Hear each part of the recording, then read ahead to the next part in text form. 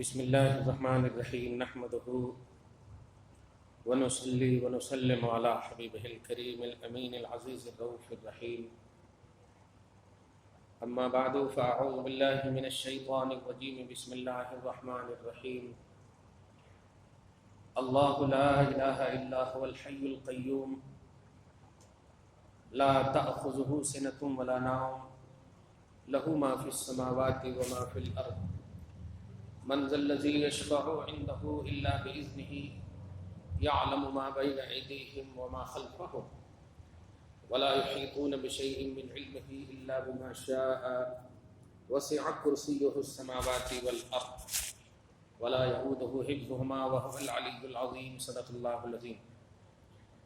حصول برکت کے لیے درود شریف پڑھ لیجیے۔ اللہم صلی علی سیدنا و شفیعنا و حبیبنا و مولانا محمد معدن الجود والکرم وعلى آلہ الکرام وابنہ الکریم وعلیہ واصحابہ وبارک وسلم صلی اللہ تعالی علیہ وسلم۔ سورہ بقرہ کی آیت نمبر 244 تک کا درس ہو چکا ہے، 254 تک کا درس ہو چکا ہے۔ آیت نمبر 255 جو سورہ آیت الکرسی سے مشہور ہے، معروف ہے۔ آیت الکرسی سورہ بقرہ کی بڑی عظیم الشان آیت ہے اور اس کی فضیلتیں احادیث مبارکہ میں، سیرت کی تفسیر کی کتابوں میں بہت آئی ہیں۔ ایک سب سے اہم حدیث جو سورہ آیت الکرسی یا آیت الکرسی کے حوالے سے ہے وہ یہ ہے کہ اس میں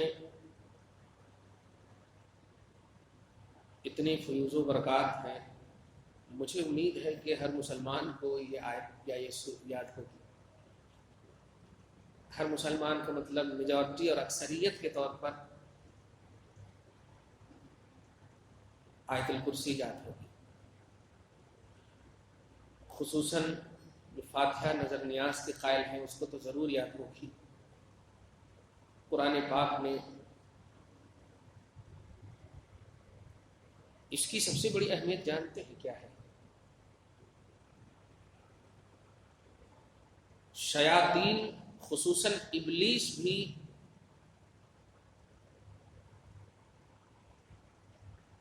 اس کی اہمیت کا قائل ہے۔ حضرت ابو ہریرہ کی حدیث ہے، بڑی لمبی حدیث ہے۔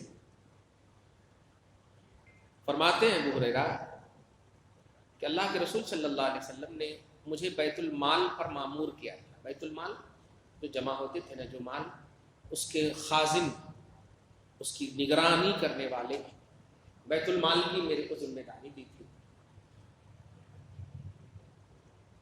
گیہوں ہے، چاول، جو کچھ بھی آتا تھا وہ جمع، جتنا بھی جمع کیا سے رہتا تھا وہ سب میں اس کی حفاظت اور نگرانی کرتا تھا۔ رسول نے مجھے یہ ذمہ داری دی تھی،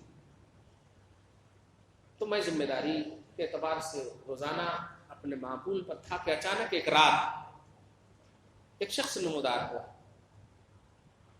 جو مال کو چرانے کے لیے ہاتھ بڑھایا۔ میں نے اس کا ہاتھ پکڑ لیا۔ جیسے ہی ہاتھ پکڑا اس نے اس انداز میں اپنے آپ کو پیش کیا، مجھے چھوڑ دو نا، معاف کر دو نا، میں غریب ہوں، میرے بچے مر جائیں گے، یہ وہ جتنی بھی معذور عذر کی جتنی بھی قسمیں تھیں وہ سب پیش کر دیا۔ اور صحابہ رحمۃ اللہ للعالمین کے تربیت یافتہ ہے، ان کا دل ایسے ہی پسیج جاتا۔ تو بارگاہ رسالت میں صبح دوڑتے ہوئے پورا ماجرا سنایا، یا رسول اللہ ایسا ایسا ہوا تھا، میں تو سوچا کہ پکڑ کے لاؤں گا آپ کی بارگاہ میں، لیکن انہیں ایسا عذر پیش کیا کہ میرا دل پسیج گیا، میں نے چھوڑ دیا۔ تو آقا مسکرا کر کہتے ہیں ابو ہریرہ وہ پھر آئے گا آج وہ پھر آئے گا۔ اس حدیث میں دیکھیے گا علم غیب بھی چھپا ہوا ہے، عظمت مصطفیٰ، عظمت صحابہ اور عظمت امت بھی چھپی ہوئی ہے۔ پھر آئے گا، اور صحابہ کبھی بھی آبجیکشن نہیں کرتے تھے رسول کی بولی پر، بلکہ ویٹ کرتے تھے کہ نبی نے جو کہا ہے وہ کب ہونا۔ نبی نے کہہ دیا تھا وہ پھر آئے گا، تو حضرت ابو ہریرہ یہی سوچ میں تھے کہ نبی نے جب کہا ہے تو ایک دم تو سوچ بھی رہے تھے کہ آج آیا تو آج سے چھوڑوں گا ہی نہیں، ایسا चुनांचे ऐसे ही वो फिर आए, सोने के लिए सो रहे थे, बैतुल माल की चीजें सामने रखी हुई थी कि अचानक फिर आया, और आने के बाद फिर उसने अपना हाथ बढ़ाया। हाथ जैसे ही बढ़ाया तो पकड़ लिया। पकड़ने के बाद आज तो तुम्हें छोड़ूंगा ही नहीं, कुछ मत बोलो, कुछ मत बोलो। तो कल जितना उज़र पेश किया था उससे डबल उज़र पेश किया। अब मैं कसम खाता हूं आप एकदम नहीं आऊंगा, छोड़ दो, आज एक मरतबा माफ कर दो, ऐसा है मेरे बच्चे मर जाएंगे, मैं सिर्फ इसीलिए आया था, ऐसा। तो नबी पाक सल्लल्लाहु अलैहि वसल्लम की बारगाह में सुबह हंसी भी आती, जब रिवायत जब भी पढ़ाता हूं बच्चों को हमेशा हंसी आती। इससे पहले कि अबू हुरैरा आप कुछ बोलते, नबी ने फरमाया रात में क्या हुआ तुम्हारे साथ? वाकई आका अलैहिस्सलाम सारे जहान के रसूल हैं, आलम ख्याल के भी रसूल हैं, आलम ख्वाब के भी रसूल हैं। जहां जहां आलम है वहां वहां के वो रसूल हैं।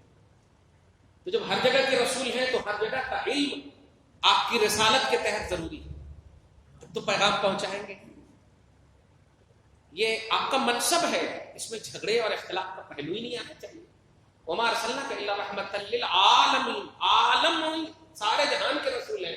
तो ख्वाब भी एक जहान है, वहां के भी रसूल हैं, तो वहां का भी इल्म होना ना रसूल को है। नबी ने अब फरमाया अबू हुरैरा फिर आएगा। अब तो अबू हुरैरा अंदर से इतना गुस्सा रहे हैं कि अब तो किसी भी हाल में नहीं छोड़ूंगा उनको, ऐसा एकदम पहले से इंतजार करके आज तो पिलर में बांध दूंगा, बांध करके सुबह नबी की बारगाह में पेश करूंगा। अच्छा ऐसा। तीसरी मर्तबा जब वो ऐसे ही हुआ नबी के कहने के मुताबिक, जैसे ही आए वो पकड़ लिए। पकड़ लेने के बाद आज तो मैं कोई उज्र नहीं पेश करूंगा, अलबत्ता एक वजीफा बता सकता हूं। कौन सहाबी रसूल को वजीफा बता? वो अबू हुरैरा जिनकी 5000 से जायद हदीस पाक की रिवायत मौजूद है। 5000 सबसे ज्यादा रिवायत करने वाले हदीस में हजरत अबू हुरैरा नजर आते हैं। तो अबू हुरैरा कहते हैं मुझको जैसे ही कहा कि एक वजीफा बताता हूं तो जाहिर है साहबे किराम तो वजीफा के लिए तड़प उठते थे। उन्होंने कहा बताइए। कहा ऐसा है, आप चाहते हैं कि आपका माल महफूज रहे? हाँ जी महफूज रहे। मैं नहीं चाहता तो 3 दिन से कहीं को पकड़ता। महफूज रहे? हाँ। ऐसा है, आप जब भी अपने बिस्तर पे आइए, देखिएगा आने के बाद आप कुरान पाक में एक आयत है जिसका नाम आयतल कुर्सी, वो पढ़ लीजिए। आपका घर, आपका माल सब अल्लाह ताला महफूज फरमाएगा। फरिश्तों की सिक्योरिटी अल्लाह ताला ऑटोमेटिक रख देगा आपके घर में। ये वजीफा जैसे ही बोले कि मियां सुबह का इंतजार कर रहे थे, ये जाके बोलूंगा रसूलुल्लाह को, बात तो गलत नहीं कहा, उन्होंने कुरान का हवाला दिया, गलत तो नहीं है। दौड़ते हुए गए या रसूलुल्लाह, बोलने ही वाले थे कि नबी ने फरमाया अच्छा तुम बताओ क्या क्या हुआ? मा फ़अल असीरु कल बारहा, गुज़श्ता रात तेरे साथ क्या किया तुम्हारे उस कैदी ने जिसको पकड़ने वाले थे, क्या किया? तो अर्ज करते या रसूलुल्लाह ऐसा कहा। तो आपने फरमाया बात तो सच्ची है, बात वाला झूठा है। बात तो उसने सच्ची कहा है लेकिन कहने वाला झूठा है। या रसूलुल्लाह समझ में बात नहीं आई। कहा जब बिस्तर पे आओ तो पढ़ लो तो एकदम वाकई हिफाजत होगी, ये सच है। लेकिन हुवा ज़ाका शैतानुन, वो इब्लीस शैतान था इसलिए वो झूठा है। जात उसकी झूठी है, बात उसकी सच्ची है। बहुत सारी बातें इससे सिर्फ हो सकती हैं, लेकिन एक बात जो हमें और आपको सबक के तौर पर मिली कि कभी कभी अगर अच्छी बात और सच्ची बात गलत लोगों से भी आपको मिले तो उस पर अमल करना चाहिए। इसलिए नहीं उसको रिजेक्ट करना चाहिए कि नहीं वो दुश्मन है, वो गलत है, ऐसा नहीं। इससे एक बात ये मालूम, कभी कभी बात कहीं भी आपको मिले, अब आप सोशल मीडिया का ज़माना है, कभी कभी पेपर भी आप पढ़ते होंगे तो आप देखते होंगे कि पेपर में बाजू में ہیروئن کی تصویر رہتی لیکن اسی بازو میں کچھ ایسی بات لکھی رہتی کہ ایک دم دل پر اٹیک کرتی. اقوال زرین ہے، بہت ساری باتیں، تو ہم بات والے کو نہیں دیکھتے، بات اچھی لگتی. اس سے یہ معلوم ہے ابلیس نے وظیفہ بتایا، ابلیس نے وظیفہ بتایا اور رسول نے اس کی تصدیق فرمائی. کہا بات سچی ہے لیکن بات والا جھوٹا ہے. تو آپ کو بھی وظیفہ اور ہم کو بھی وظیفہ مل گیا کہ آیت الکرسی اگر ہم سوتے وقت پڑھیں تو اپن بھی محفوظ رہتے، آل اولاد بھی محفوظ رہتے، گھر بھی محفوظ رہتے. لیکن یہ اس شرط کے ساتھ ہے جب آپ نماز کی بھی پابندی کریں. خالی یہی سن لیے اور یہی پڑھ لیے اور نماز پڑھیں گے نہیں کریں. جو بھی وظیفے یا جو بھی ایکسٹرا عمل بتائے جاتے ہیں وہ فرائض اور واجبات کے بعد مراد ہوتے ہیں. یعنی جب فرائض مکمل آپ کریں گے، مثلا عشاء کی نماز پڑھیں گے تب اثر ہوگا، نہیں تو نماز نہیں پڑھیں گے اور یہ پڑھیں گے اور پھر اگر چوری ہو گئی ایسا کیسے دیا آیت الکرسی میں تو ایسا بتایا تھا، ویسا نہیں ہے. نماز پڑھنے کے بعد، فرض اور واجب کے بعد، ایسے ہی اگر ماں باپ کو ستائیں گے اور جا کر کے آیت الکرسی پڑھیں گے تو کہاں سے ہوگا؟ پڑوسی کا حقوق ادا نہیں کریں گے، آپ جا کر کے پڑھیں گے. کہنا یہ کہ کرپٹ سے آپ پاک رہیں گے تب فضیلت کی بات آپ کو فضیلت عطا کرے گی، نہیں تو نہیں عطا کرے گی. صاحب کھل کر کے سمجھ رہا ہے؟ تو یہی مراد ہے آیت الکرسی کی. یہ سب سے بڑی بات میں نے اس لیے بول دیا کہ اس میں حضور کا علم غیب بھی ہے، عظمت رسالت بھی ہے، عظمت توحید بھی ہے، کیونکہ یہ اللہ کا کلام ہے. کلام اللہ، خدا کی توحید ماننا ہے، توحید فی کلام اللہ کے قرآن کو ماننا توحید ہے. تو اس میں توحید بھی ہے، رسول پاک نے تصدیق کیا تو اس میں رسالت بھی ہے. اور ایک جو عمدہ بات ملی کہ ہر بروں کو ہمیشہ برا مت سمجھو، کبھی بھی وہ اچھی بات آپ کے حق میں بول دے گا، کبھی بھی وہ اچھی بات آپ کے حق میں بول دے گا. ظالم، کافر، بہت سارے لوگ ہوتے ہیں، لیکن اچھا قرآن پاک میں بھی یہی ہے کہ جو کفار یا جو دشمن دین اگر آپ کے ساتھ آپ برا نہ چاہیں، جیسے قرآن میں آپ سورہ ممتحنہ میں دیکھیں، لا ينهاكم الله عن الذين لم يقاتلوكم في الدين ولم يخرجوكم من دياركم. ان کفاروں سے اللہ تعالیٰ رواداری کرنے، نیکی کرنے کے سلسلے میں آپ کو نہیں روکتا جو کفار آپ کا برا نہیں چاہتے. جملے پہ غور کریں. کفار دو طرح کے ہوتے ہیں. آج تو اللہ بچانا انڈیا کا کیا حال ہے، لیکن میں بس کھل کر کے یہی کہوں گا کہ یہ دین سے دوری کی سزا ہے.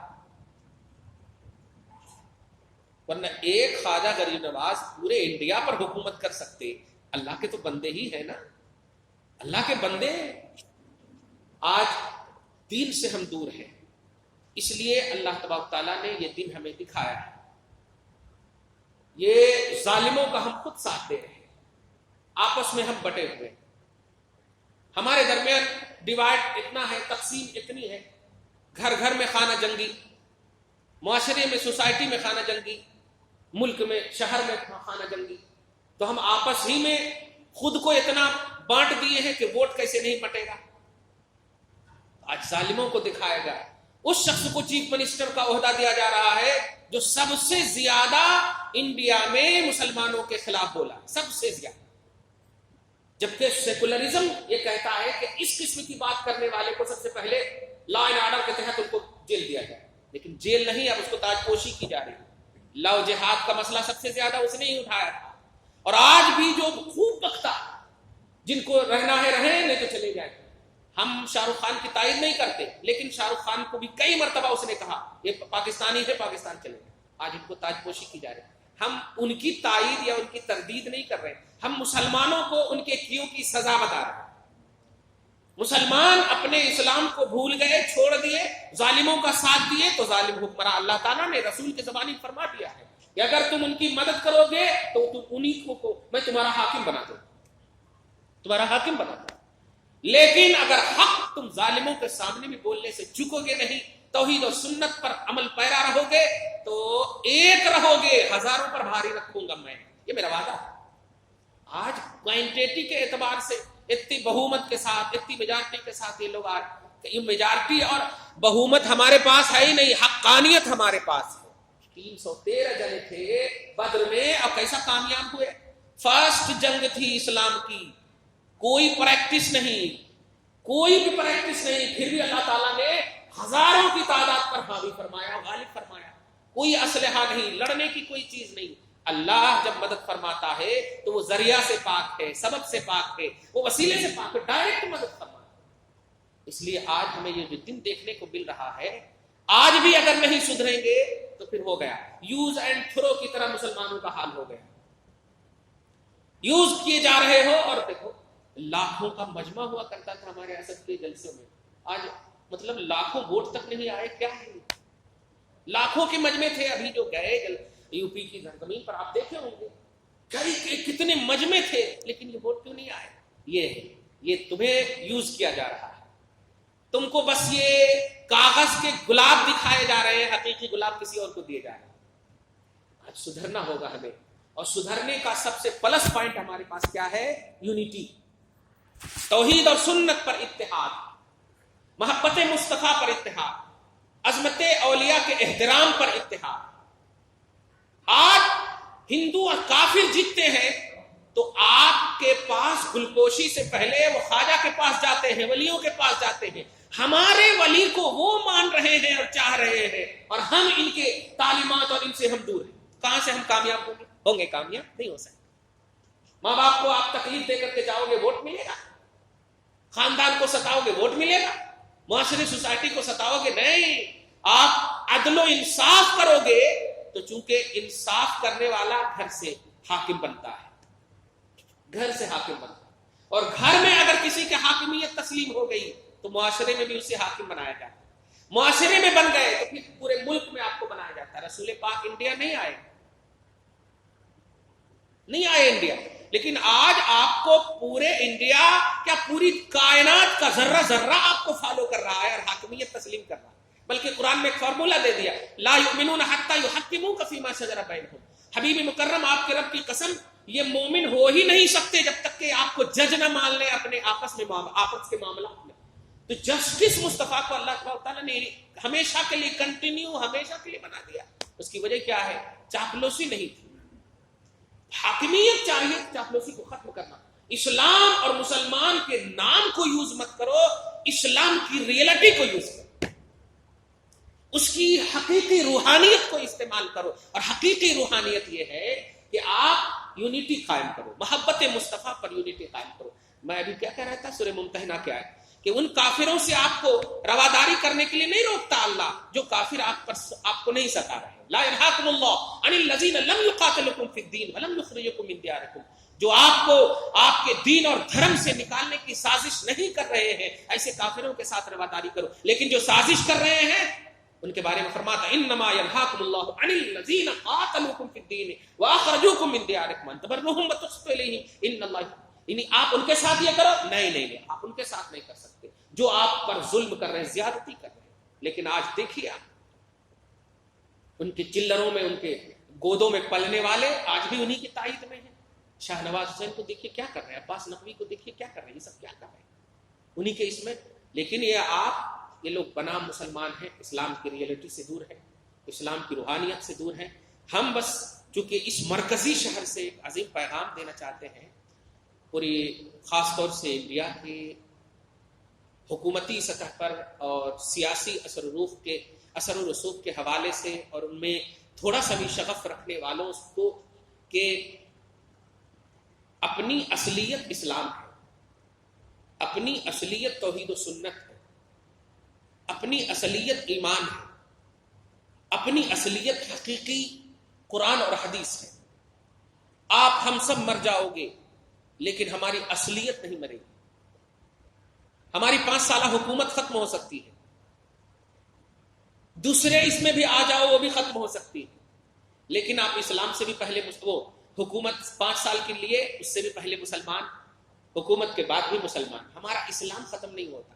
تو یہ ریئلٹی آپ کے پاس اگر ہے تو جا کر کے آپ کامیاب ہو سکتے ہیں، اور یہ ریئلٹی نہیں ہے تو آپ ہم سب کامیاب نہیں ہو سکتے. یہ بلا وجہ جھوٹ کا بھی راگنیل اپنا بند کیجئے کہ ہم اتنے میں کامیاب ہیں، اتنے میں کامیاب ہیں. ابھی دیکھیے نا، ذرا سی پیشن گوئی ہوتی ہے دل تڑپ جاتا ہے. اس محلے میں پانی نہیں آ رہا ہے، اس محلے میں پانی نہیں آ رہا ہے، پانی کا مسئلہ ہے. اور میڈیا میں آ رہا ہے کہ شہر حیدرآباد ایک نمبر پہ شہر ہے. آپ سنے ہوں گے میڈیا میں سنے, ایک نمبر پہ شہر ہے. اور اس ایک نمبر پہ ہونے کی وجہ کیا ہے؟ تعلیم اچھی, ثقافت اچھی, تہذیب اچھی. میں بھی یہی کہوں گا کہ 99% الحمدللہ اچھے ہیں, لیکن 1% اچھے کیوں نہیں ہے؟ سوال یہ 99%. اب جہاں پانی نہیں آ رہا ہے, ایک ہفتے میں وہاں پانی آ رہا ہے. جو فلک نما پر کے بارے میں کل پیپر میں پڑھا, میں ایک ہفتے میں پانی. نوجوان بچیاں ہماری پانی کو اپنے کاندھے پر لے کر کے, پانی کے بکٹ کو کاندھے پر لے کر کے, ان کے سینے دکھ رہے ہیں, ان کی عزت و آبرو تار تار ہو رہی ہے. مسلمان ہیں ہم, مسلمان اور ہندو کا مسئلہ یہاں پر نہیں اٹھاتے. جب شہر حیدرآباد ایک نمبر پہ ہے تو اس کا ہر چپا ایک نمبر پہ ہونا چاہیے, ہر چپا ایک نمبر پہ ہونا چاہیے. ثقافت ہر جگہ ہو, تہذیب ہر جگہ ہو, ہندو ہو یا مسلمان, عزت سب کے پاس, عزت سب کے پاس ہے, احترام سب کا ہونا چاہیے.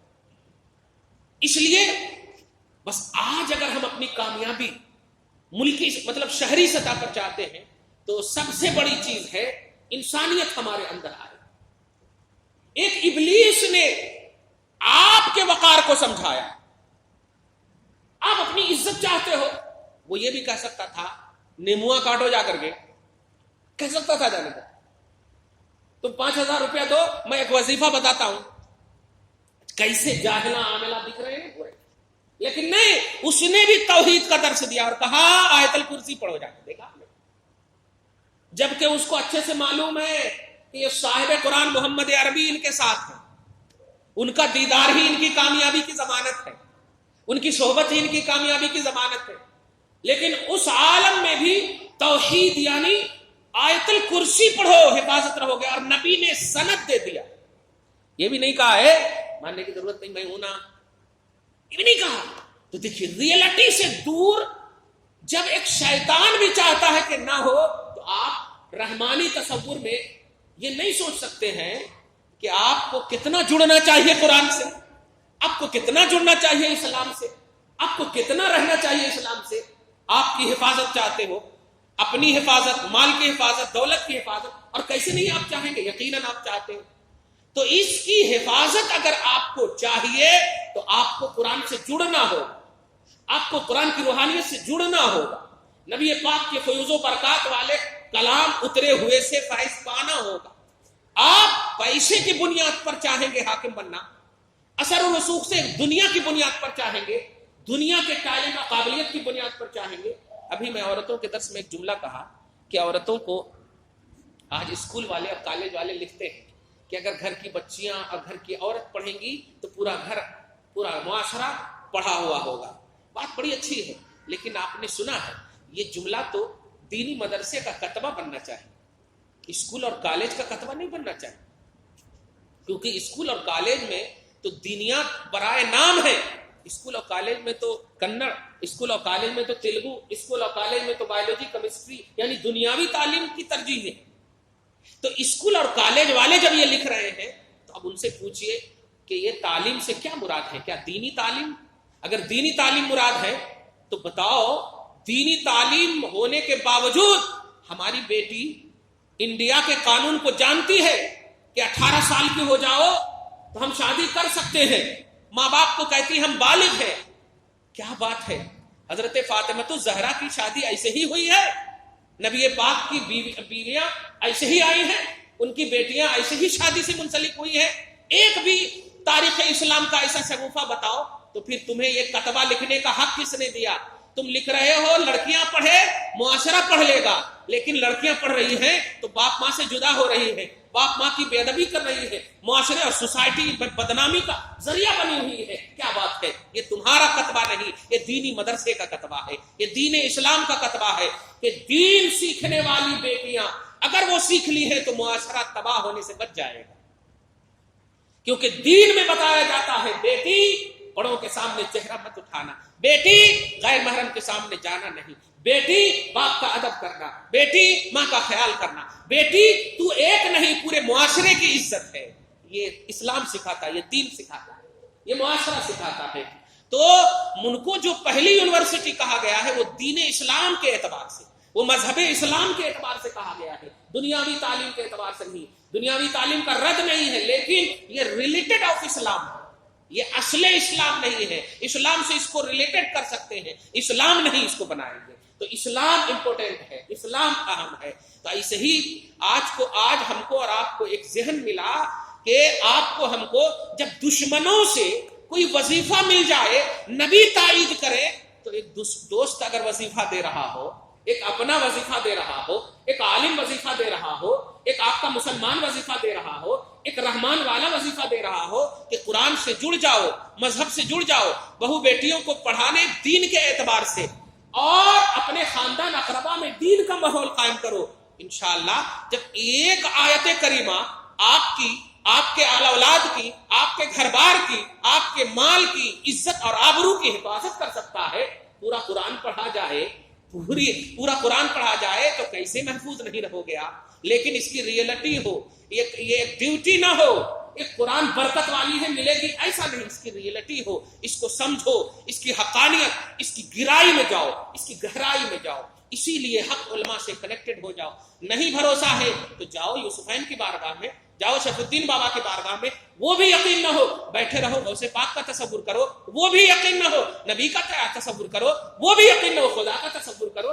ایسا اس طرح سے آپ اپنے آپ کو باندھو, دنیا میں اتنا مگن مت ہو جاؤ کہ پھر دنیا تم پر مسلط ہو جائے تو نکل بھی نہ سکو. آخری لمحے تک جب ابو جہل مرا تھا, دھیان دیجیے گا, دنیا جب کسی پر حاوی ہو جاتی, تو جب ابو جہل مرا تھا تو مرنے سے پہلے لوگوں نے پوچھا کوئی خواہش ہے, کہا کوئی خواہش نہیں, البتہ غم اس بات کا ہے کہ مجھے کوئی اگر عرب کا بڑا آدمی مارتا تو میں شان سے مرتا, ایک بچے نے مجھے مارا ہے, افسوس اس بات کا. میں یہ بات کیوں بول رہا ہوں؟ یہ بات اس لیے بول رہا ہوں کہ انسان پر جب دنیا حاوی ہوتی ہے تو مرتے وقت تک وہی اثر رہتا, میں, خواہش, دنیا, یہ سب خیال میں رہتا بس. اور دین جب حاوی ہوتا ہے تو پوچھ بلال سے, جب تک ظاہری طور پر رہے, بیوی سامنے موجود ہے, بلال جب تک سامنے رہے, احمد احمد, اور آخری میں جب ہے تو احد احد کا نعرہ, یعنی اس وقت بھی خوشی کے ساتھ کہہ رہے ہیں وا تربا وا تربا, یعنی خوشیوں کے جملے بول رہے ہیں. نلقل احبا, ہم تو اپنے دوستوں سے ملنے جا رہے ہیں, بیوی کہہ رہے وا تربا, آپ کو خوشی کی بات آپ کر رہے ہیں, میرا کیا ہوگا, میرا کیا ہوگا. انہوں نے کہا تم اپنے ظاہر اور دنیاوی پہلو کو دیکھ رہی ہو, ہم تو اپنے حبیب سے ملنے جا رہے ہیں. تو موت میں بھی اچھا خیال آتا, اچھا تصور آتا. تو اپنی زندگی کو سیکورٹ کرنا چاہتے ہیں آپ کہ آپ کی رننگ کی زندگی بھی آپ کی خوشی دے, اور مرنے کے وقت بھی آپ کو خوشی حاصل ہو, اور مرنے کے بعد والے مراحل بھی خوشیوں کے آثار لائے. تو آپ کو قرآن سے جڑنا ہوگا, حدیث سے جڑنا ہوگا, نبی سے جڑنا ہوگا, سنت سے جڑنا ہوگا. تواضع لائیے, انکساری لائیے. جب دشمن نے وظیفہ دیا تو کامیابی ملی, دوست وظیفہ دے رہا ہے. دعا ہے پروردگار عالم آپ کو اچھا پکا, سچا پکا موحد مسلمان بنائے, اپنے نبی صلی اللہ علیہ وسلم کی اطاعت میں جینا نصیب فرمائے. پروردگار عالم ظالموں کہ ظلم کا ماحول قائم ہے, مولا ہمیں عدل والا انسان نصیب فرما, مولا ان کے ظلم سے بچا لے, ان کی بربریت سے بچا لے. مولا ٹھیک ہے ہم سب بے توجہ ہو سکتے ہیں, لیکن تیری توجہ کامل ہے. مولا تو اپنے خاص فضل و کرم سے حبیب پاک صاحب الاولاد کے وسیلے سے, مولا بزرگوں کے وسیلے سے, قدم ناز معین الدین چشتی حسن سنجری کے وسیلے سے, مولا ہندوستان کی حاکمیت اور ہندوستان کی حکومت کی حفاظت فرما. مولا یا اللہ عدل و انصاف کا ماحول قائم کر دے, اور جو مسلمان کسی بہکاوے میں آ کر کے ظالموں کا ساتھ دیے ہیں, مولا انہیں ہدایت نصیب فرما. وصلی اللہ تعالی علی خیر خلق محمد وآلہ وصحبہ اجمعین برحمتک یا ارحم الراحمین.